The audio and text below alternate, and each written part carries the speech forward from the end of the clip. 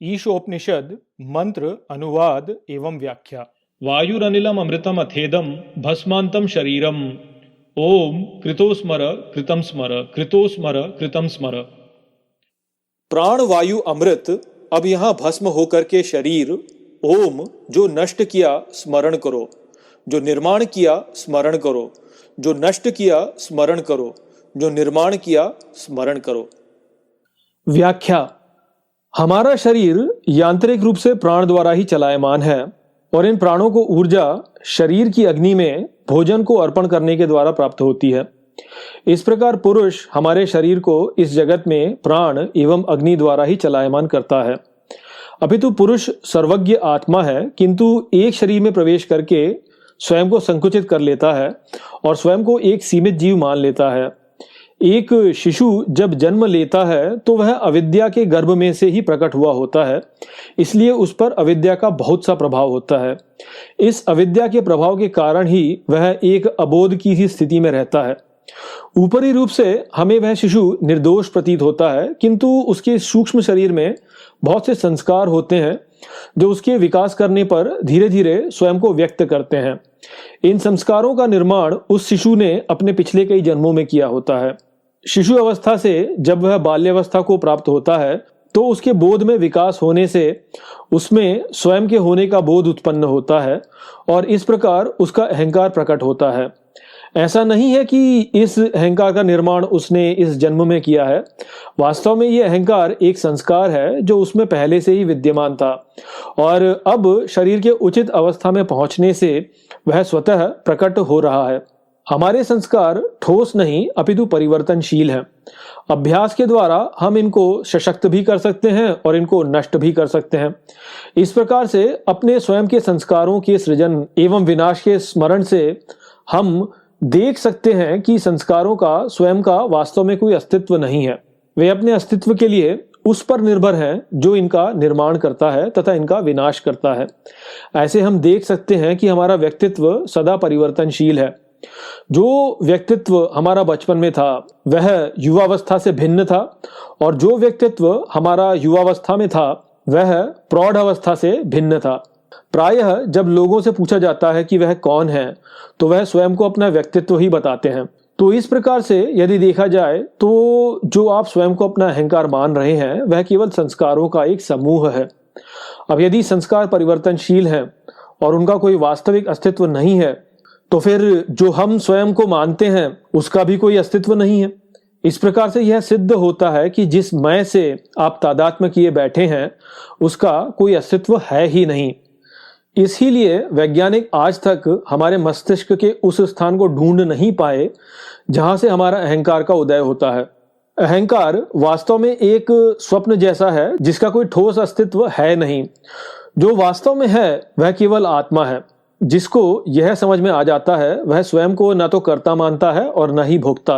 वह देहात्म बोध से मुक्त होकर शुद्ध चैतन्य आत्मा में प्रतिष्ठित हो जाता है और असीम आनंद अनुभव करता है, जैसे मानो उसके कंधों पर से बहुत भारी बोझ उतर गया हो। इसलिए व्यक्ति को चाहिए कि वह गहराई से निरीक्षण करे कि उसके संस्कार का सृजन कैसे होता है और कैसे वह नष्ट होते हैं। उसके पश्चात जन कल्याण के लिए जो भी भाव उसमें स्वतः उत्पन्न होता है उन्हें वह विकसित होते हुए देख सकता है तथा उनसे अनासक्त रह करके संसार में कार्य कर सकता है, जैसा कि दूसरे मंत्र में हमें बताया गया। अपना कार्य पूर्ण हो जाने पर ऐसा व्यक्ति अपने संस्कारों को स्वेच्छा से नष्ट कर देता है और अपने मूल आत्मा में लौट जाता है। वास्तव में सभी इस संसार में यही कर रहे हैं। भेद केवल इतना है कि अविद्या के स्तर पर यह स्मरण नहीं है, जबकि विद्या के स्तर पर यह स्मरण है। जो अविद्या में है वह इसलिए अल्पज्ञ है और जो विद्या में है वह सर्वज्ञ है। किंतु रस लेने के लिए सर्वज्ञ अल्पज्ञ होकर के रसास्वादन करता है और ज्ञान प्राप्त करने द्वारा सर्वज्ञ के आगे समर्पण करके वह निश्चिंत हो जाता है। ये स्थिति बिल्कुल झूला झूलने के अनुरूप है, या जिसे अंग्रेजी में रोलर कोस्टर कहा जाता है। रोलर कोस्टर का वह यात्री जो ज्ञानी है यह जानता है कि वह सुरक्षित है और उस सुरक्षा में वह बिना भयभीत हुए अपनी यात्रा का पूरा आनंद लेता है, जबकि अज्ञानी यात्री उस यात्रा में भयभीत हो जाता है और यात्रा का कोई आनंद नहीं ले पाता। अग्ने नय सुपथा राये अस्मान् विश्वानि देव वायुनानि विद्वान् युयोधि अस्मज्जुहुराणम एनो भूयिष्ठां ते नम उक्तिम विधेम। हे अग्नि, हमें सुंदर पथ पर ले चलो। विश्व के देव, प्राण के ज्ञानी, हमें पृथक करो सभी यज्ञों के सारे पुजारियों में अध्यक्ष। उसे नम शब्द को अर्पण करते हैं। व्याख्या। यह संसार न तो अच्छा है और न ही ये बुरा है। जो भी अच्छाई और बुराई हम इसमें देखते हैं वह इस संसार में नहीं अपितु हमारे भीतर है। इस प्रकार एक व्यक्ति बुरी से बुरी परिस्थिति में भी स्वर्ग को अनुभव कर सकता है और अच्छी से अच्छी परिस्थिति में भी नरक को अनुभव कर सकता है।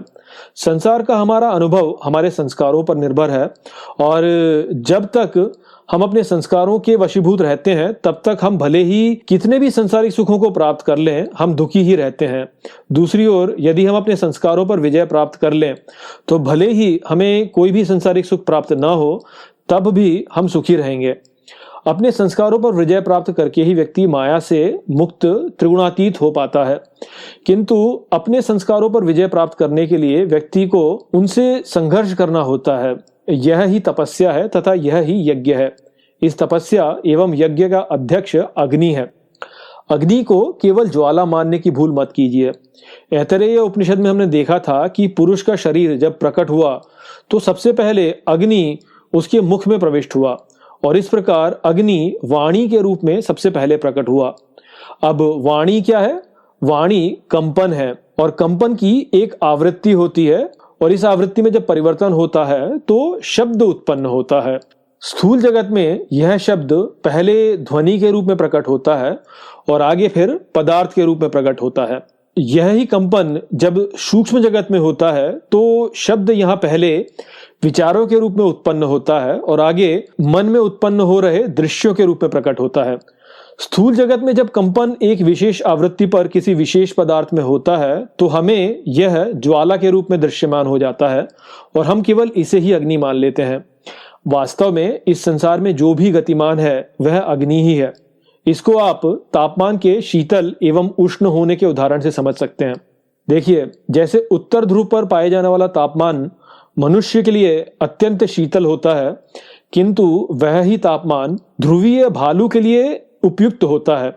वहीं पर यदि आप भूमध्य रेखा के आसपास पहुंच जाएं तो वहां का जो तापमान है वह मनुष्य के लिए उपयुक्त होता है, किंतु वह तापमान ध्रुवीय भालू के लिए अत्यंत उष्ण होता है। तो इस प्रकार से हम देख सकते हैं कि तापमान न तो उष्ण है न वो शीतल है। तापमान केवल तापमान है, वह केवल अणुओं का कंपन है, किंतु कौन सा तापमान किस जीव के लिए उपयुक्त है यह जीव पर निर्भर करता है। ठीक उसी प्रकार से संपूर्ण जगत वास्तव में अग्नि ही है, किंतु कौन सा शरीर किस अग्नि में भस्म होता है यह शरीर पर निर्भर करता है।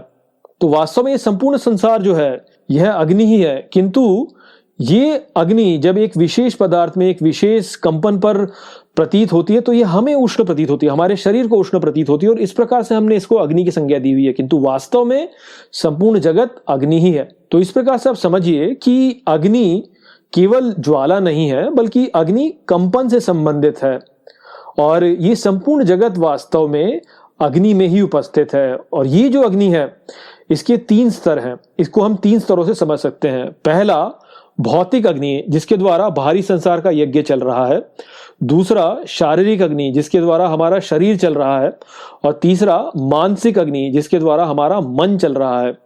वास्तव में ये तीनों स्तर यज्ञ ही हैं, जहां पहले स्तर से दूसरा स्तर सूक्ष्म है और दूसरे स्तर से तीसरा स्तर सूक्ष्म है।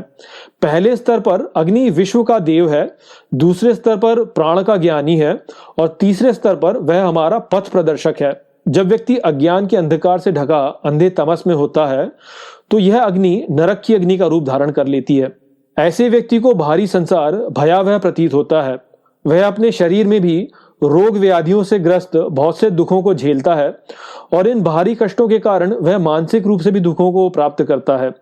किंतु जब व्यक्ति इसी अग्नि को नमन कर इसको अपना पथ प्रदर्शक बना लेता है तो यही अग्नि तब तपस्या की अग्नि का रूप धारण कर लेती है।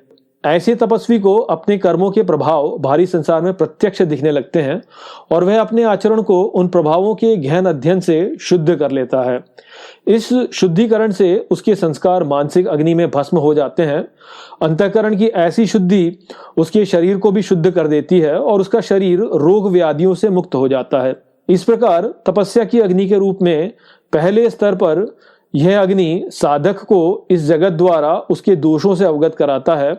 दूसरे स्तर पर वह साधक का पोषण करता है और तीसरे स्तर पर वह साधक के संस्कारों को जलाकर उसे उचित मार्ग की ओर ले जाता है।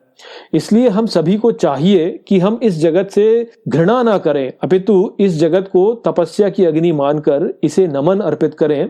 केवल तभी यह हमें सुंदर पथ की ओर ले जाएगा।